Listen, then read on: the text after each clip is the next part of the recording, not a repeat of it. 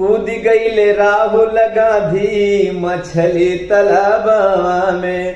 कूद गईले राहुल गांधी मछली तालाबवा में।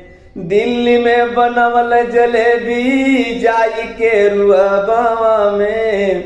दिल्ली में बनवल जलेबी जाई के रुआबवा में।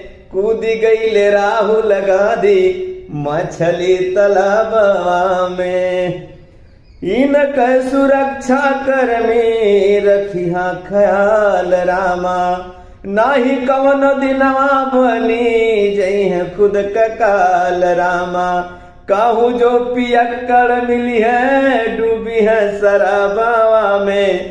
कहूँ जो पियक्कड़ मिली है डूबी है शराबवा में। और कूद गईले राहुल गांधी मछली तालाबवा में।